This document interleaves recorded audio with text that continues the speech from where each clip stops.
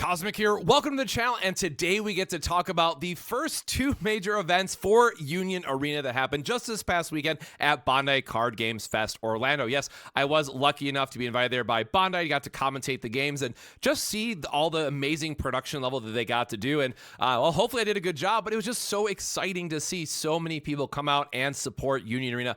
Both days we had over 200. I know the tickets sold out instantly, and I think day two is only like 210, but having a little bit of drop-off is expected. But what was really awesome to see is just how diverse this meta ended up being. And I know a lot of people going into this event were all like, oh, purple Code Geass is just going to take everything down. It's the best deck by a mile. And then blue JJK actually, had the most spots overall. And we do see a little bit of a break between Nanami versus the Sukuna list, which are a few cards different. I know a lot of people will probably just kind of lump it all together as blue JJK.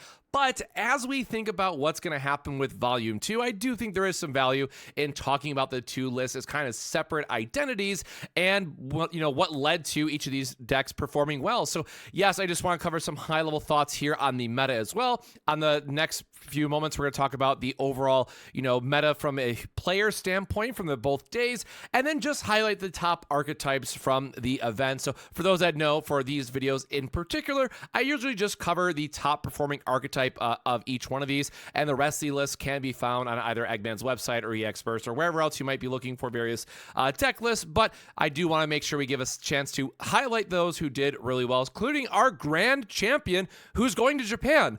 We don't know the full details of that yet, but hey, they're going to Japan, and that's pretty awesome. But first and foremost, high-level thoughts on the meta itself, right? Again, going into this format, we knew that JJK and Code Geass are really going to be the two decks that we expected to see the most of, and pretty much everything that I said that would top is here, with a couple additions, right? In day one, we did see a lot of the Kurapika pop up. We saw 3 different lists in top 16 and 0 Renji Rush, which is really interesting. Then, of course, day two, we saw the exact opposite, right? So we saw the Renji Rush kind of take those top spots, and then none of the green Hunter. And I really think this goes to show that I want to stress how people can just play some of their favorite IPs and still expect to do well in these tournaments. I know going into this event, green Hunter was something that was just completely written off by at least the Discord and Facebook communities, and just in terms of it doesn't have a place anymore. Why aren't you just playing green Lancelot, what have you? But as it turns out, we do have quite a good representation here. And then also, I got to give a shout out to the Ashford Academy, or red Code Geass, making a top slot as well. I know it's something that I said would do well, and something that a lot of players who've been playing at locals and stuff have already found out that yes, it is in fact a good deck, but it's just one that I haven't seen a lot of commotion about, probably because people are way more excited for purple and green Code Geass, to be fair. But I was still really excited to see it. And then the one that that is going to make me, just put my foot in my mouth, I got to own up to it, is Gojo. Made top 8 of all things, right? Went 7-1. Amazing record. And this is a list that, again, it's something that just didn't have a lot of excitement going into it, especially when you look at the other JJK lists in particular. It's one that you just kind of put on the back burner, right? The consistency isn't there. We're obviously missing really key pieces from JJK Volume 2 that maybe people just waited until later to play the Gojo list. But shocker, someone actually played it and had a lot of success with it. So again, I'm really happy to see the diversity overall that we saw. Oh, and then also give a quick shout out to the Byakuya there, which is just more the traditional purple bleach list that goes all the way back to, the Japan meta and what we saw very early on. So again, overall, really love to see it. A lot to dig into here just from a what is your favorite list and getting to play and just getting to have some fun with it. Now, of course, this was the first major event. So there is also something to be said about, people just playing whatever their comfort pick was or whatever their favorite was. And if we have more events, sometime soon in the future, we might see how this shifts. But for those that might have missed it, we also did get confirmed that we're going to have regionals and even a national championship next year. So that's really exciting. So a lot more to come for Union Arena. Again, I'm so honored that I was able to get to cast and commentate and all that good stuff this past weekend. I'm super excited that Bandai, let me have that opportunity. And I really can't wait to see where this goes more from here, because again, for me, it's just about having a game that multiple people, if you either play other TCGs or maybe just have your favorite IP and you just want to have a deck for it, Union Arena really is a perfect game for it. And this past weekend really solidified that option in my mind. Going on from there, of course, because this was the first major event, I just got to give a shout out to, again, all the players who came out and had a great time at the event. Unfortunately, it was a big venue, and I shared it all on Twitter, and maybe I'll do a recap video of like just how insane the venue was itself, but also how big it was.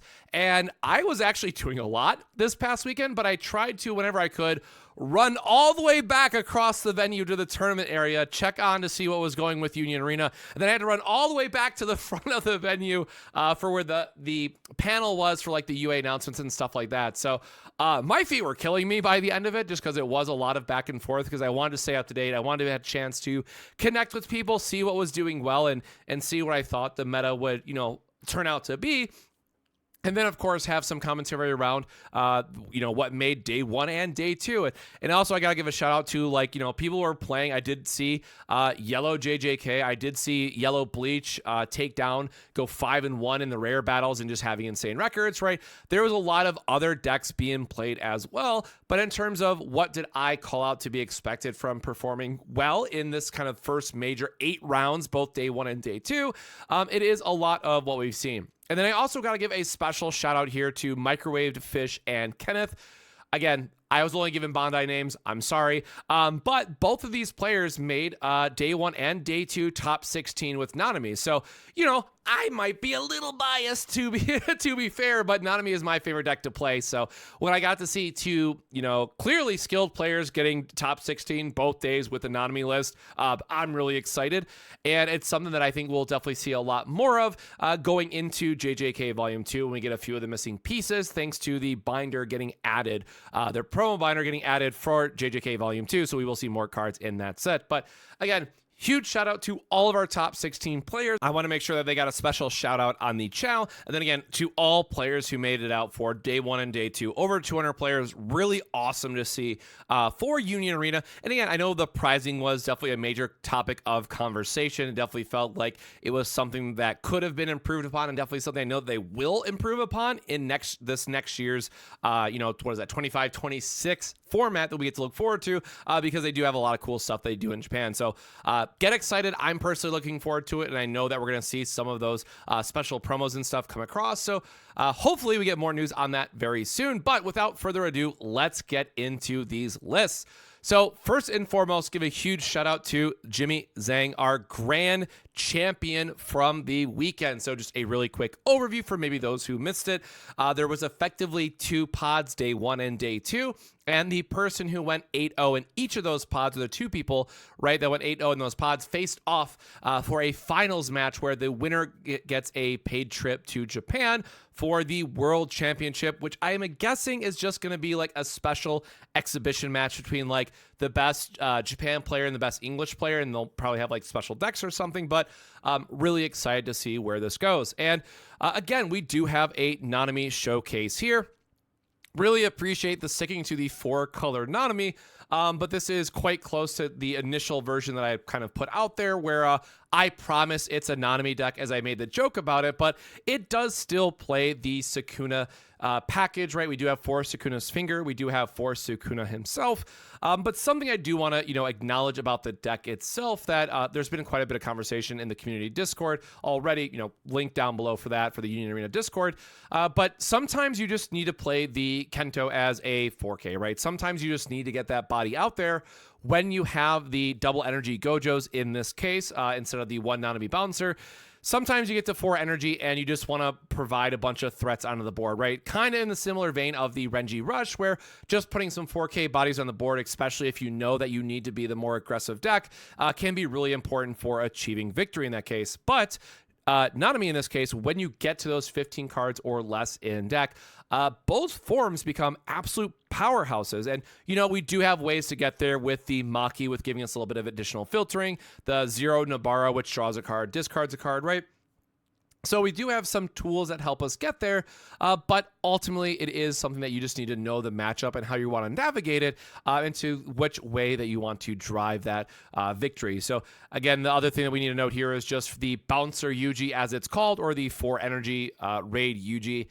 getting this out of life is just a huge hit when you get it. Obviously, depending on the deck that you're going against, just the tempo swing of resetting something on your opponent's side can also be really important, right? If there's a turn where you go color trigger out of life into Raid Nanami on your turn, right, setting your opponent back 2 cards, not only is it going to be a massive damage swing that you're going to be able to line up, right, you effectively set your opponent back almost an entire turn.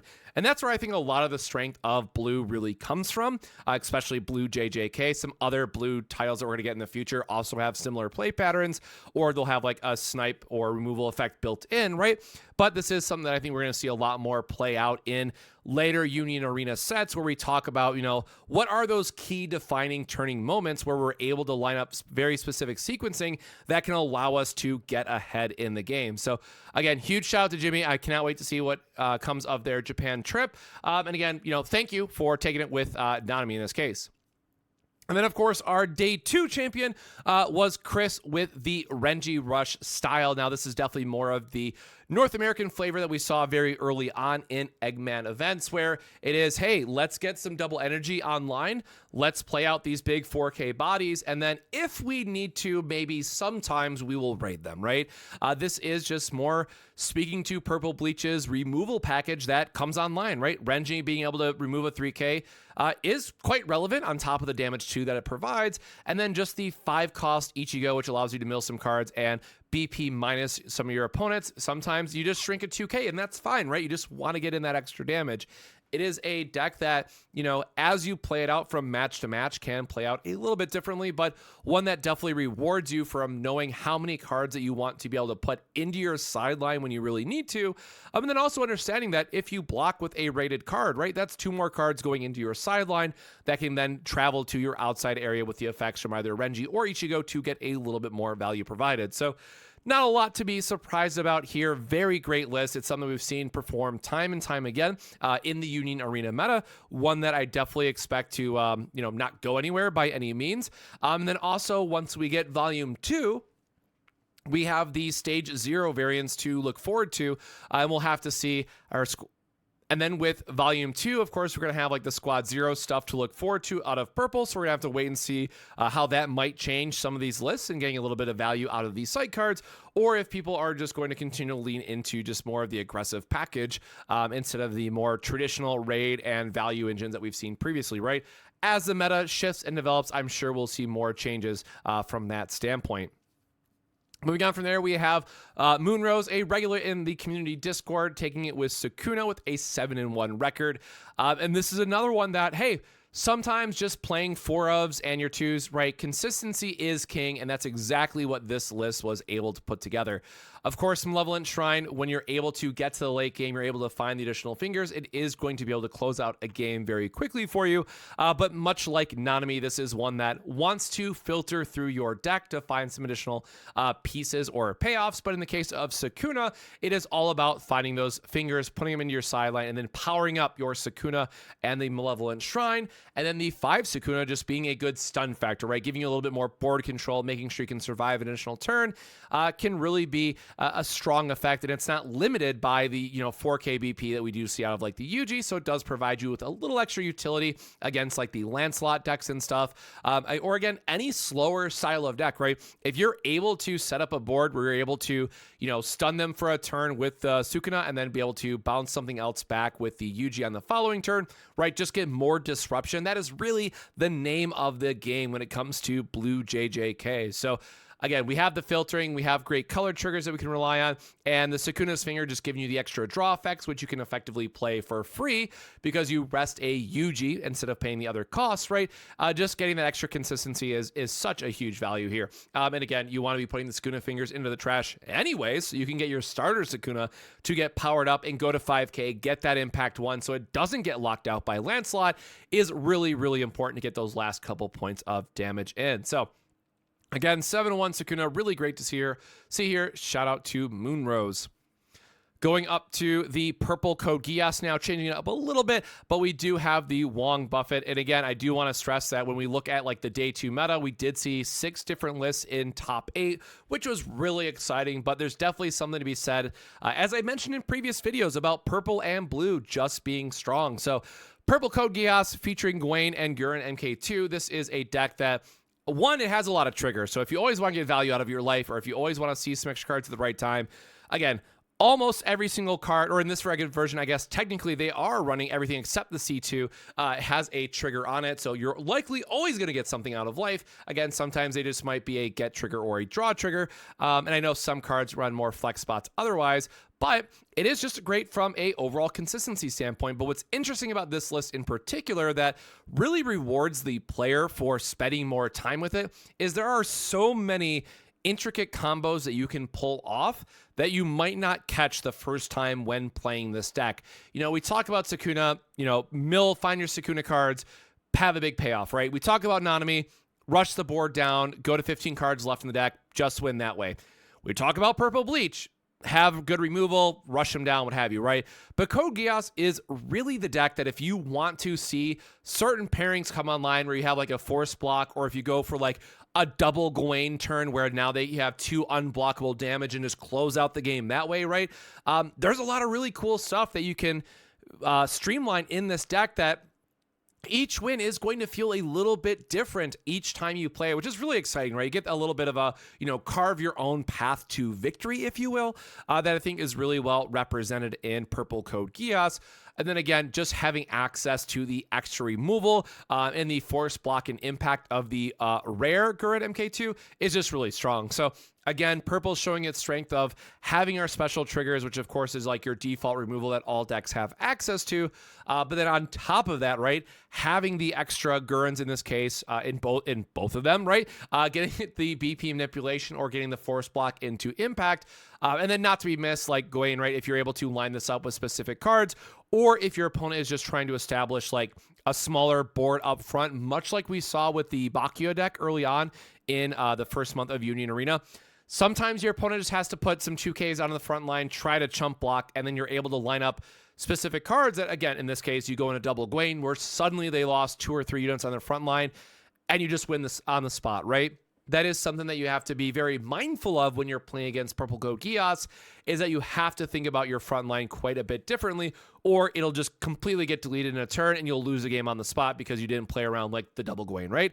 So there are things like that to consider, but again, a fun deck all the same that is just always like, hey, what do I get out of life this time, right? A lot of triggers in this deck, but again, most of them just being get or draw, but that does lend itself quite well to the consistency side of finding those key pieces at the right time that I mentioned. Moving on from there, we do have Tanner, which made top 4 with a Kurapika list, and something that, again, a lot of people, in my opinion, just wrote off going into this event, no matter how much I would say it. So I thank you for playing this list, and thank you to the other 2 people who also brought this to a top 16 finish, and they were slightly different versions of the list, right? We have more of the traditional Kurapika deck that's just kind of all in focus. We have more of the hybrid version with Gone and Melody and stuff. And then we have this one, which is still features the Melody, but doesn't have the Gone package itself, and just really leaning more into neon gaming, as we like to call it, to make sure you're finding things like the Hisoka, which can then also be just a great removal tool and drawing extra cards. The one thing I will say, right, looking at the rest of top 16 and where we want to be, playing a card like Melody is very dangerous in the current environment. Now, again, if your opponent's not on Purple Code Geass, you're fine. It can always just go to the front line, but only having 1,000 BP can be extremely dangerous, where it is just going to fall over very quickly to a well-timed Gwaine, and that can energy choke you a little bit. But ultimately, having those extra active triggers in the deck, I think, are really important for giving you extra stability, because in this version, we are a bit lighter, right, on the triggers that we have coming out of life. That said, again, Neon Gaming, this card just allows you to dig for exactly what you need. We saw this on stream in day 1 on our showcase match, where Neon was just able to find the 7 energy. We got the raid, we got the snipe, we got the impact. It was just such a huge tempo swing that I know so many people are just, you either run 4 Neon or you run like 1 to 2, because people don't always love seeing it. But again, the thing that I always go back to when you're playing this style of deck and you know that you want to get those double energy enablers, you know that you need to get up to that 7 Kurapika, it is something that you just have to see, right? It just helps you with that consistency, and a 5k blocker to have is just good in this environment. So at any time you're able to get a free removal and then a 5k blocker on the back end is pretty good, it turns out. And of course, in the Lancelot mirror, or I should say the big green mirror, when you talk about going into Lancelot, having things like the 7 energy Kurapika to be able to still remove their Lancelot, or the 2 energy Kurapika with the Emperor's Time, right? Going up to 5k, still getting impact is really important. So this is one that I still very strongly feel has a lot of game in the current meta. I know that something I mentioned literally month 1 of Union Arena is that not everyone's going to want to play their favorite deck for 5, 6, 7 months at a time. They're going to want to play something new eventually, but this is still a very good deck, and we did see it do quite well in day 1. So I would not be surprised if this is something that just continues to pop up over time, because it is just a solid deck at the end of the day. And then speaking of the other green list, with Kuma going 7-1 as well. And shout out to Cornelius Fighter, right? This is definitely more of a hybrid approach compared to what we've seen from the Lancelot decks in general. And this is also, I guess, now the 3rd version of Lancelot that I talked about in my previous video when I was covering all the different Code Geass lists, but there are quite a few different ways that you can build a Lancelot style of deck. But the most important thing to, recognize early on is that it really is all about this massive 8-drop or even the 6 Lancelot being able to filter through and recharge your 3 energy Suzaku so you can get another draw effect, and double energy to your backline is really important. But a 5k body comes into play, destroys something, guaranteed to at least get 1 point of damage. And if they curve out early enough to it, and you've probably been across the table from it, if they see that early Lancelot and you are slower to establish, they kill a guy and you deal damage to, unless you hit a special trigger that life, or you have a special trigger in your hand, you probably lost the game. So this is, again, one of those decks that really is just, call it high roll, call it luck, whatever you will. But when we think about very strong openers, much like the Ghetto deck from JJK, when it gets those hits early on, it's very rough to try to come back from it. Now, again, yes, it does have a little bit of a consistency issue compared to, say, the purple and blue list that we've talked about. Like, if you can start looping your color Suzaku and getting the extra draw effects that way, it can help a lot. But ultimately, we do have to rely on other filter effects or just draw triggers off cards to find those key pieces. Like, nothing feels worse than just not being able to find your 6 and 8 cost Lancelot to start to apply that pressure. But then also, I gotta give a shout out to 6 Lancelot for the turn that you play it. When it's rated, you do get a 5k blocker for the turn. So just another card that can help you stabilize, especially if they're trying to play like blue JJK, they can't bounce it immediately. So you do get a little bit of a sticky blocker. And then of course it does have damage too. So it's often good for a removal as well. If you want to play more of the late game, just kind of big green body style of decks, this is definitely one to check out. Again, also green Hunter in general, I think is good, depending if you do straight Kurapika, if you do Gone and Friends, whatever combination of, green Hunter that you end up doing, I think all of them are still quite good. It's just definitely understandable that Code Geass kind of has taken the spotlight in the most recent meta. Moving on from there, we have Dumpindonuts with the Gojo list. And at least from what I heard, and this is just, the floor talk, a lot of people were actually saying it was the Nobara, which was the MVP, and they were calling it a Nobara deck, which, again, if you go all the way back to my first JJK video where we talk about it, where you have Panda and Nobara, we just don't have the rest of the Gojo package that will arrive with Volume 2. So it's just fill the extra slots with whatever you want to fill it with, right? And I think this is just a really great showcase that if you find the right pieces, and again, talking about the issue sometimes that we see with consistency, it's still a very powerful deck if you draw the right pieces. And I want to give a shout out to Dumpindonuts here with the Gojo, because we do see a 4 of with the hollow purple, right? Getting up, making sure that we're having that special trigger. And then also 3 of the unlimited void. So it was really still a Gojo heart altogether. Bring it as the spotlight here. So we could have seen some other variation in terms of what they want to lean into, but Hollow Purple obviously just being great when paired with the bigger Gojo. 5k impact, draw it. You can play it for 1 off of his effect. And the Unlimited Void, just getting to lock something down, is really, really strong if we have the Gojo on board to support it. So again, something that I'm really excited to see how this deck shapes up.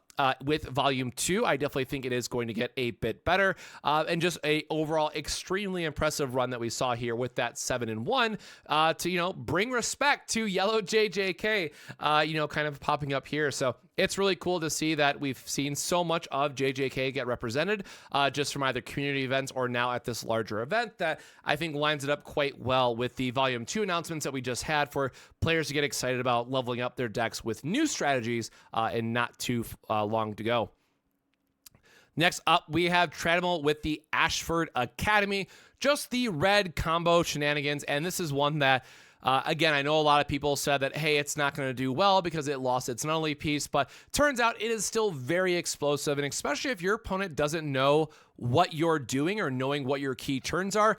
I said it time and time again, I'm going to say it now. You will just get free wins. It's something that you have to see. And maybe some people will call that a gimmick deck, where it's like, if it's an unknown factor, it's much better. But at the end of the day, when you're able to swing together like 5 or 6 attacks out of nowhere, it is going to be very strong. Your opponent is going to run out of blocks, much like the Megumi deck out of yellow JJK. Just having extra attacks and your opponent can block is going to get the damage through at the end of the day, and this one being able to effectively grant haste to anything that is a 3K or less through Ashford Academy makes this a more aggressive choice. So we have seen a lot of either mid-range or control style of decks, as I would call them, kind of up to this point. And the Ashford Academy is truly the first aggro deck, like all-in, low-to-the-ground aggro deck that we get to see that is making itself here at a 6-2, getting it into the top 16, which is really exciting to see. And again, I know it's maybe not the most exciting list to play because it is just hey, I have 3K bodies and that's a whole deck and I get to do restand effects, but it is still something I think players should know how to play against and get ready to play against it, because it is something I expect that we'll see more of in the future, just from having a nice secondary deck at the end of the day. So again, very powerful, it's definitely something I expect to get some more attention on it now that it did top 16, so you will want to know how to play against this list.